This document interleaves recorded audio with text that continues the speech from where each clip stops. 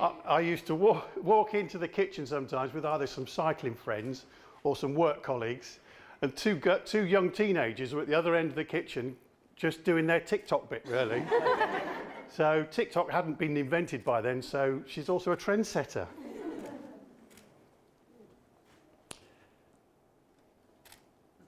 So Lauren was an easy child and was quite happy to restrict her alcohol consumption to just my beer froth or a quick swig of her mum's wine. And then she became 18. I often remember, well, I say often, I do remember Lauren, Lily and Sean being pulled out of a taxi in the early hours of the morning, and Lauren on her hands and knees in my driveway with her face in my azaleas. It flowered really well after that.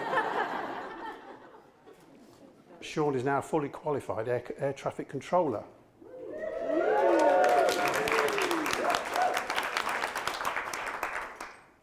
And we didn't really make the fuss, so thanks for that. We didn't really make the fuss because they were so far away. So I'd like to sort of fix that. Now, the whole process was a massive exercise in resilience. So Sean first applied for the role in January 2016. Now that process took several months and he just missed out. That one's gone. Never mind. So he was within 5% of getting in first time. Now, rather than spit his dummy out or anything, he just went back to his original job and started the RAF process. Now, a few months later, in September of 2016, he got a call from the Air Traffic Control Centre saying, would he like to come back as a simulator? And that's basically somebody who pretends to fly the planes while the people who are being trained get trained up.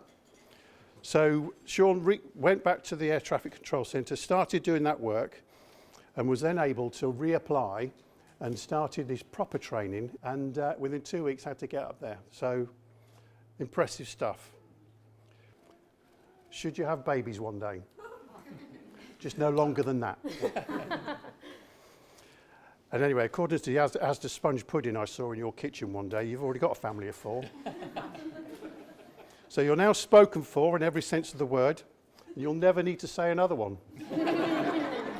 Decisions, you won't be needing to make any of those anymore either. You might get pseudo decisions. We recommend date nights because Anne's has hers on a Tuesday and mine's on a Friday. Thank you very much.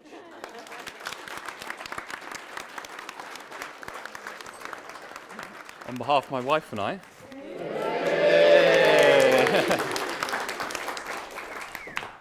we'd like to say a massive thank you for all of you being here today.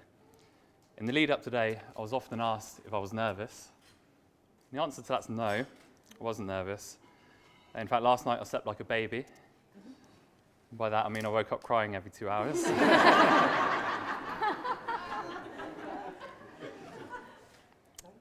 But it really means a lot to us to be able to celebrate this special day with everyone.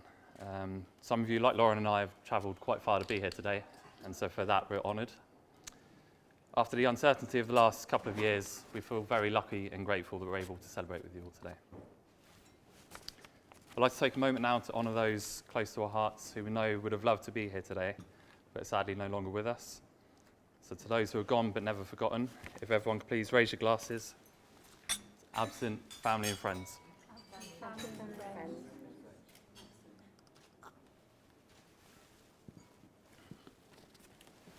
To Lauren's parents, Anne and Guy, I don't think I could have asked for nicer people to call my in-laws. Thanks to you, I felt like part of the family for a long time.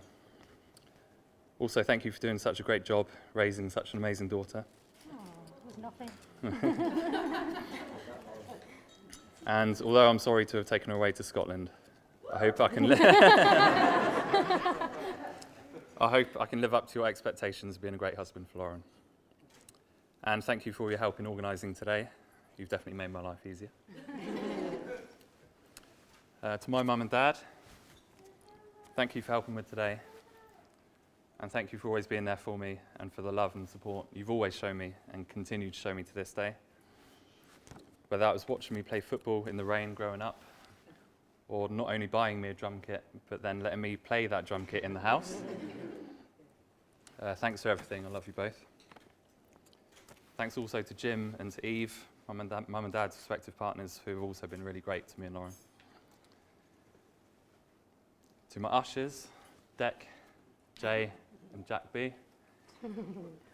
Thank you for your help with today, with the ceremony and with the photo shoots earlier. You've definitely helped today run more smoothly.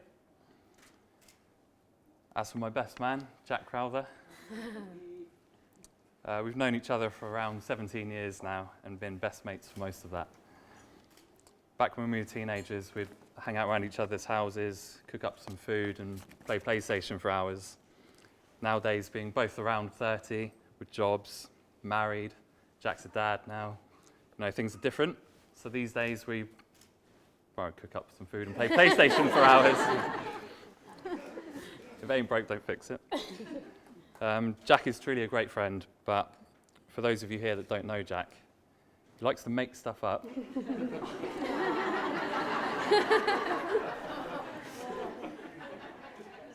And tell stories about things that never happened. So just bear that in mind during his speech. So now I'd like to turn everyone's attention to this beautiful lady sat next to me. I think everyone here would agree you look absolutely stunning today. Your smile can light up any room. You're the kindest and most caring person. I know you love organising things. So organising your own wedding had you in your element. But it certainly wasn't without its stresses and concerns. So thank you for the immense effort you put into making today possible. We've had some great laughs and made some amazing memories together over the last 9 years. But we've also faced plenty of challenges. And you've been there for me every step of the way. You moved to Scotland with me. Changing your job and moving away from friends and family in the process, and you've taken it all perfectly in your stride. I consider myself extremely lucky to be able to call you my wife. I've loved every second I've spent with you, and look forward to spending the rest of our lives together. So if everyone can now please raise your glasses. To Lauren. Oh. Hey. And that's it from me.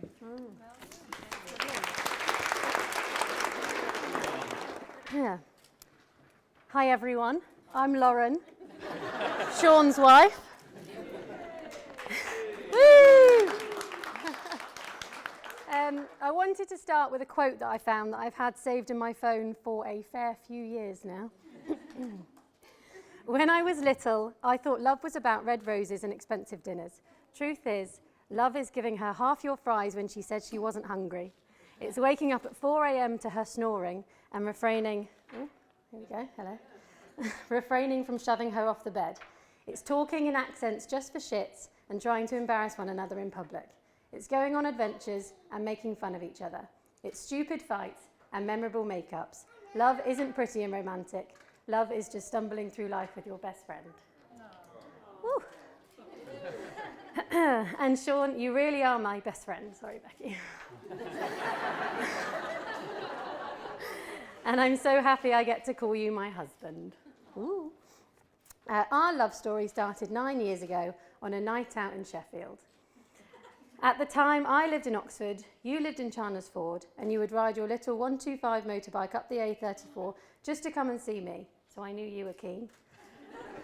2 months after I asked you to be my boyfriend, you moved to the Falklands for 8 months. I tried not to take it personally, and somehow we made it through and stayed together. I was pretty certain at that point that you were a keeper. So we moved in together with Jenny, and we had the best time. And I realised it was actually okay living with a boy. So we bought a house together, got little Roxy, and made a home. Then, as everyone knows, you left again, this time to Scotland.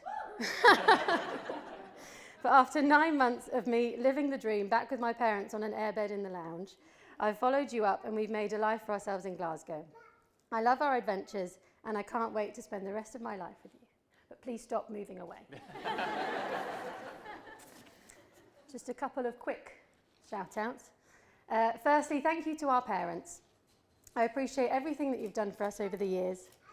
Sean's covered most of it, but I wanted to quickly say that Brendan and Eve and Joe and Jim, you've welcomed me in and I really feel part of the family.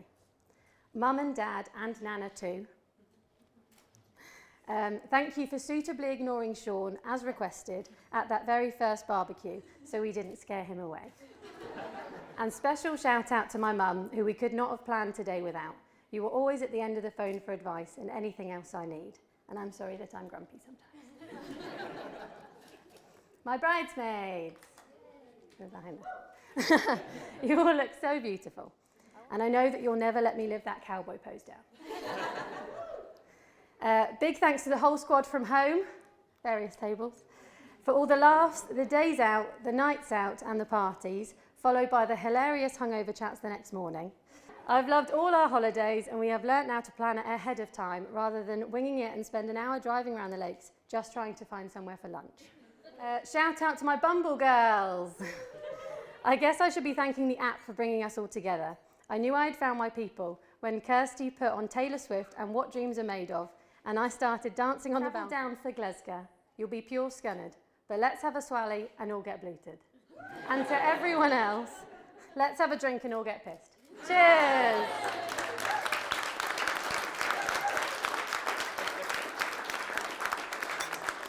For those of you who've not met me, I am one of the bridesmaids and Lauren's best friend, or second best friend, of over 20 years. So to the new McFarlanes, no LB anymore. Firstly, I just want to say a massive thank you for inviting me to be part of your day. And although this speech, I can't wait for it to be over, I'm so glad to be part of it, so thank you. I've known Lauren for as long as I can remember. We met when I think we were about 5. Our mums had just become friends, so inevitably we got thrown into play dates. There was one specific trip where, when we were 7, we got taken onto this horse riding camp where everyone else got first, second and third kind of winning rosettes at the end. Lauren and I just got special. And although I'm not entirely sure that's what they meant, I do think special is the best way to describe Lauren. She's the most kind and caring and hilarious person that I think any of us could be lucky to have in our lives. So thank you for being the best friend. When Lauren and Sean met, it was clear it was something wonderful, even in Plug in Sheffield, with all the blue drinks. Then, when a couple of months in, Sean flew thousands of miles away. It was proof that it was meant to be. To make it through those 8 months, that far apart, with Skype once or twice now and again, when Lauren loves to talk, a lifetime of love and laughter to the bride and groom.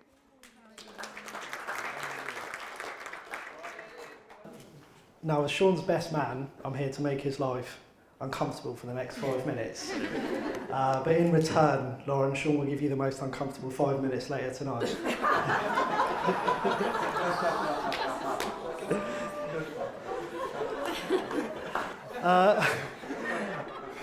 Firstly, I'm sure we can all agree how lovely Lauren looks today. It's safe to say Lauren has broken the record for the most hen-dos leading up to a wedding. Now, it's quite nerve-wracking doing a best man speech. What makes it even more nervous for me is Sean said if I did a good job today, I could be best man at his next wedding. Now, if anyone knows Sean, meets him for the first time, he's very quiet, doesn't make much conversation. I remember the first time we sort of went out, we met all the guys, we went for a few drinks before, and I disappeared. I think I went to the shop for about 15 minutes, and he disappeared. Sean wasn't there, and I got a call off George to say, mate, I think it's the Black Sambuca, I've had to take him home. Ever since then, he's become an instant hit with the group, and with Lauren, apparently. If you guys weren't aware, Sean's stag do was in Brighton, and nothing gave me and the lads more pleasure than dressing Sean up in a tight gold shirt. There's a seagull for the day. Luckily for Sean, his embarrassment was helped by someone who I won't name, but he's a ginger skinhead and his name rhymes with Trev. But he's coming later tonight. He got into a fight with a barman because he didn't pay for his drink within 5 seconds, and he hid in the girls' toilets and had Rory as hostage for an hour, trying to find him. No, I've set Lauren up with a task, Sean. So I don't know if you've ever seen Sean play FIFA. He's different, very expletive, and Lauren's done some recording. Sean, one I'm so proud of today, honoured to be his best man, and obviously so happy for these two. Like Lauren said, I don't think they'd have got together if it wasn't for me and probably George, snooker. So on that note, nothing gives me more pleasure to congratulate the two of you on your wedding day. So you all please rise and toast to Sean and Lauren.